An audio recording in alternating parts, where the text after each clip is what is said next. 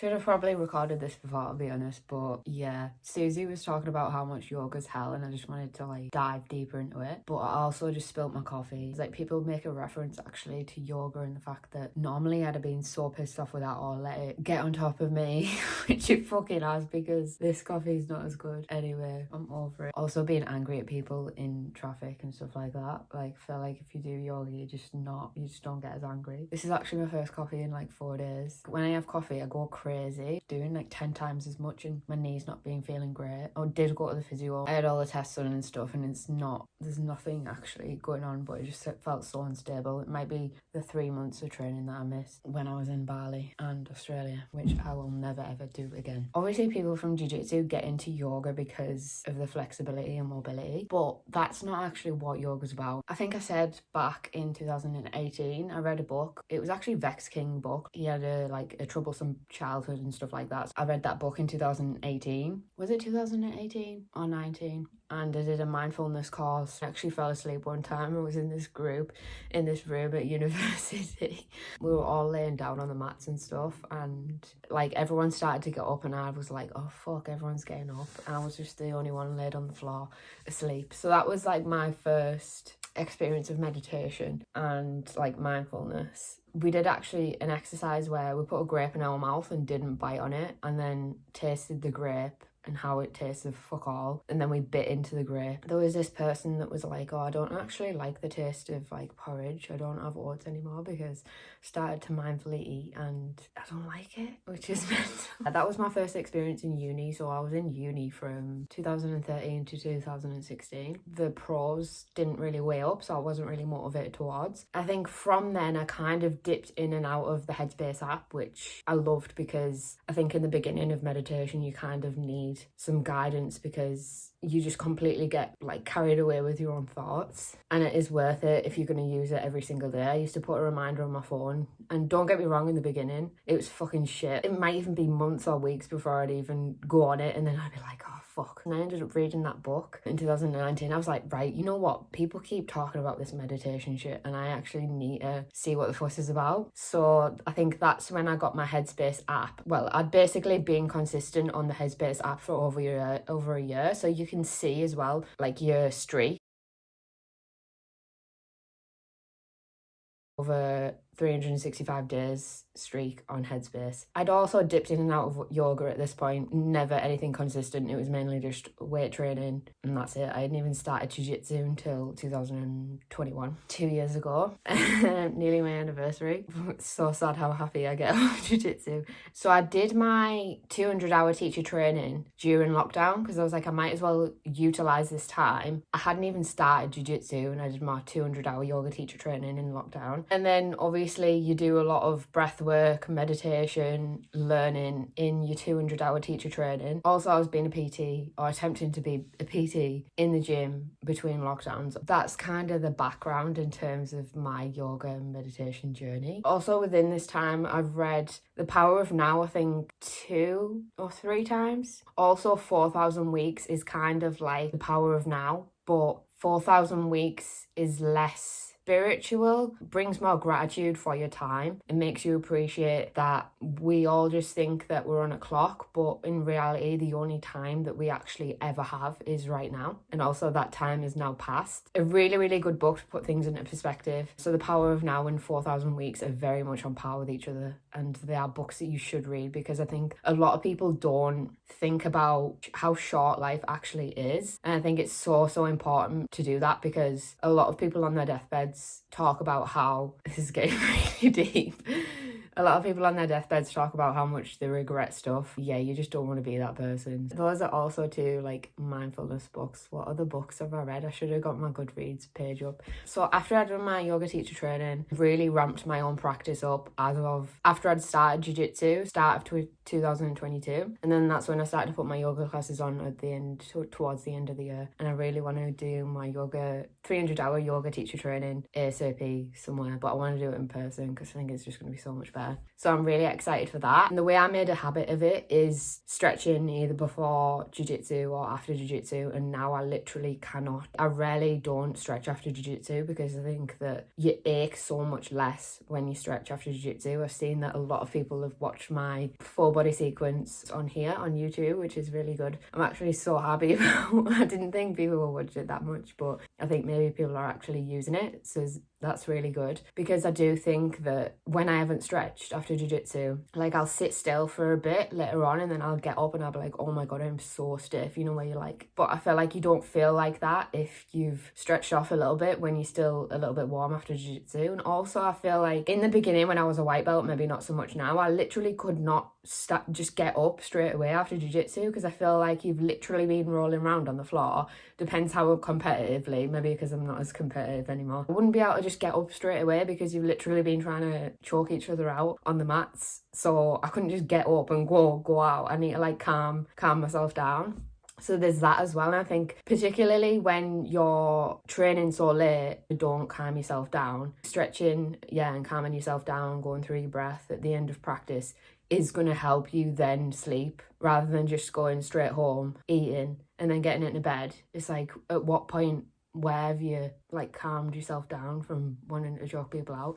That's where I kind of made my habits in terms of not even particularly doing yoga, but just doing stretching. Because I knew that I wanted to increase my practice in yoga. I started doing that at the start of 2022, and it's just gone from there. I put my own yoga classes on. Grateful for the people that do come to class because I literally love teaching so much, and even in such a short space of time, like I've developed so much. I'm super happy with the way things are going. I've definitely already scared people off in terms of there's been people that have come to my yoga class and not come back because maybe I've done a hard sequence, or they don't think that they can do it, and that is just the standard for yoga. And this is why I wanted to make this video, because I see so many memes and stuff over Instagram, and they say like, when people say they're not flexible enough for yoga, and it's like, that's why you fucking come to yoga. Like, oh my god. There's different types of yoga, and there's hatha yoga, there's vinyasa, which is more like strength based and flowy, whereas hatha is more like you sit in the positions, but also is hell. So choose your poison basically. But there's also like yin yoga, which a lot of people love. This is the whole point in yoga. Like, I think people think that it's very much about flexibility and mobility, but it's kind of not. Like, I actually used to hate being in certain poses. So this is high lunge. And I used to hate being in this position, and I'm not sure whether it's because my isometric holds are better because I've been practicing my yoga, or whether there's lots of different things that can make yoga poses easier to stay in, things like teaching points. So when you're in high lunge, you should be squeezing your core, trying to tilt your pelvis forward, and also grounding through your feet, contracting both legs. So the idea in yoga is that it should feel effortless, and you want to be able to get to this point, but people never ever get past a few classes in yoga because they think it's so hard and they think that they can't do it. But it's like, that is the whole point. It is difficult because your mind's screaming to get out of the posture, and it's like when, for example, giving into saying yes to a chocolate bar. It's the same situation. Or fucking getting angry at someone because they cut you up. Maybe they're just having a bad day. Like, this is the whole point. Like, if you can't sit in a posture and know that you're actually not in a position of danger in high lunge, then like, is concerning. It's the whole point of just becomes easier. The same with anything from white belt to black belt. One move can be very hard for a white belt, but it's easy for a black belt. So it's just like, it's the same situation, but for what yoga has done for me, it's just like you can't even explain. My curiosity got the better of me when so many people were talking about meditation and yoga, and the association is that, like I've said before in other videos, if people cannot sit, a lot of the time people don't take the time to sit, and this is where we don't process our emotions. And I know I'm not a mental health expert, but I think that this is the problem. People don't just sit. People are always doing stuff and always really busy, and that is what the problem is. And don't get me wrong, I started jiu-jitsu at a very tough time. I moved house a lot. I was moving house a lot, and I feel like jiu-jitsu was the stability that I needed, because I didn't feel like I had a lot of stability in my life. Going to class consistently and being able to just switch off from my thoughts was something that helped me significantly, and I think that's why I just love it so much. So don't get me wrong, I did go to jiu-jitsu to switch off from my thoughts. Yeah, yoga just kind of helped me. It's about not being scared to be with your thoughts. And even when I'm reading or something like that, which I don't think a lot of people can sit and do, is wet times when my mind might wander or might think of situations that have been bugging me, and yoga is about sitting with it and expressing everything. So it can be quite an emotional journey in the beginning, I think, and I think this is particularly what yin yoga does as well, because it's very relaxing and you put in your nervous system in the parasympathetic state rather than you constantly being in this fight or flight. And I think if you do go to jiu-jitsu or you don't really relax or do any relaxing activities, when do you ever put your nervous system in the parasympathetic nervous system, like to a point of where your body's fully relaxed? I don't know, maybe people do that. We went for a massage once, and it's only ever happened to me once, where I actually felt like, you know, when the hairs stand up on your body. I was reading about it, and I think it's like when men get like erections during massages, it's because their body's being put in the it's not like that. It's like when they wake up in the morning, it's because their body's being put in that parasympathetic state. Yeah, and that's only ever happened to me once in massage, and I feel like you have to be very skilled to do that. I don't think people do it enough. The reason why people are like, oh, I don't like meditation, I don't like yoga, I can't sit still, because that is the whole point. I'm totally going off in tangents here because I've not even written any notes. I'm just like verbal diarrhea at you, but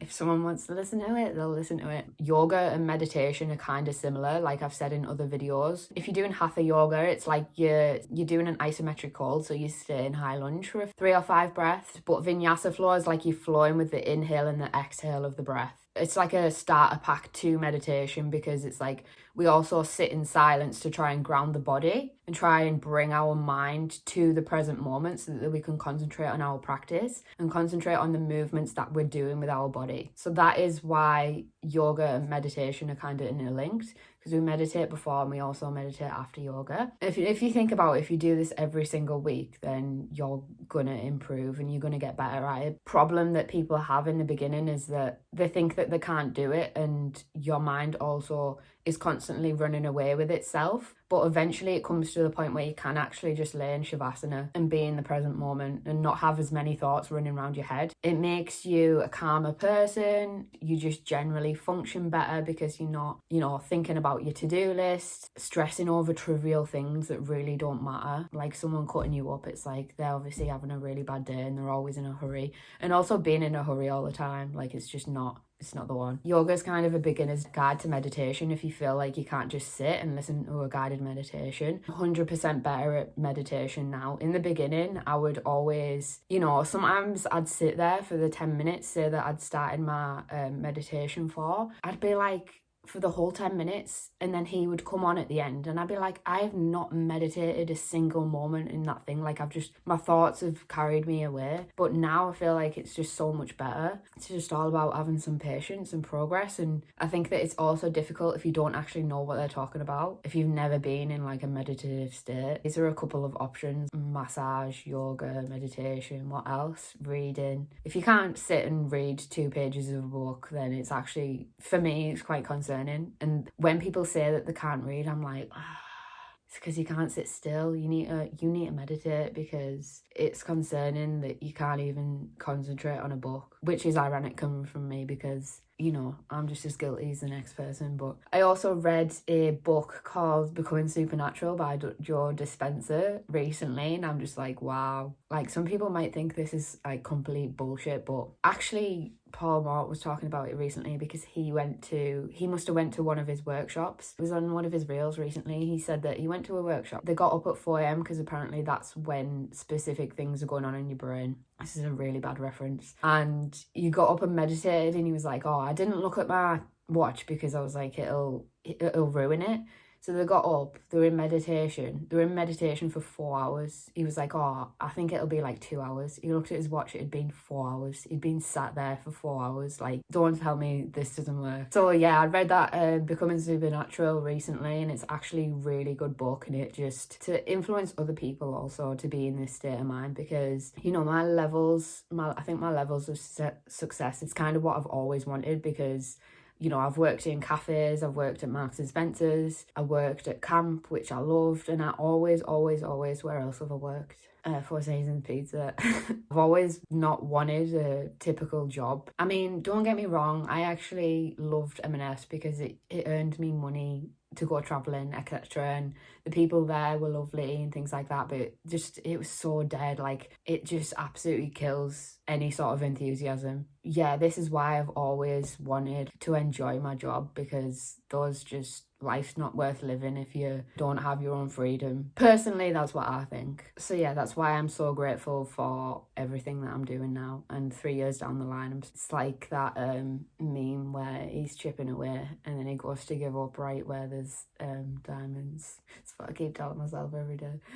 Yeah, I'm just gonna go and work in a coffee shop. But then I'd want my own coffee shop because I've got high standards with coffee. Is it Nespresso? It's not even an espresso, I don't think. Miss Australian coffee. Kind of not talked about yoga whatsoever, to be honest. But yeah, obviously the reason that people in jiu-jitsu get into it is because of the increased flexibility and mobility that you get from it. But that's really besides the point of what it does, and it really, really, really undermines it. You realise like what actually matters in life, and I feel like being in the present moment, it's a lot about joy, gratitude. This is why all of these things matter, like being in a job you hate, a relationship you hate. Processing your thoughts and feelings makes you realise what's bothering you, allowing yourself to process that, because I think a lot of time, especially men as well, are just made to not really speak about the feelings and kind of deal with it themselves. So yeah, because it puts you in the present moment, it's like you express gratitude more and you feel more pleasant emotions because you're in the present moment and you're kind of not thinking of your to-do list, thinking of the future. Spending more time in nature as well is the best thing ever. I get way less stressed. Just bring awareness to what I'm doing, what actions I'm taking, and where I'm actually not holding myself responsible, and also not just acting on automatic habit. Like, a lot of the time in Becoming Supernatural basically emphasizes how a lot of the time we are responding on not even our values or stuff that we've learned through childhood. So the actions that you might take on a daily basis are just learned actions and might not actually be in terms of, is it beneficial for your future goals? So this is why it's so important to, if you have got big goals, to become aware of each and every single action of what you're taking every single day, because, you know, life is very short. Become more aware and be more happy and take better actions, then you're going to achieve more in your lifetime, basically. But if you're not someone who's motivated to do that, then maybe yoga's not for you. It's self-development, innit? So yoga is very, yes, of course, flexibility and mobility. Woo, look at me, I can get into nice poses, but it completely fucking discredits it. It really does. And if this hasn't motivated you to get into meditation, then I don't know what. But I used to be probably because my boundaries kept getting crossed, but I used to be a very, very angry person. Still got a bit of work to do, because obviously it's never an end destination, but very, very happy with where I'm at right now in terms of, yeah, what I've been through and the development that I've done, because I can also see it in other people and in my friends. I'm like, oh, I remember when I was at that point, and it's just, yeah, it's mental. Don't really know what else I can say to influence you. I always stop my YouTube video and then think about so much stuff I could have said after, but is that just a perfectionist in me? I probably should have written a list. I hope this influences you to think maybe beyond the box of just yoga is flexibility and mobility. Beginner's Guide to Meditation. It's about calming the mind. It's about being with your thoughts, better mental health, because, you know, I fucking spilt my coffee, but it's not going to ruin my day. Emotional regulation in me is just like so much better. If you've got to this point, congratulations, because I've rambled on so much. I don't even know if there's really been that much detail, but maybe I can make another one. But yeah, thanks for watching. Meditate, do yoga, come to class, do some shit on YouTube. Honestly, trust me, I wouldn't have made this video if it wasn't worth it.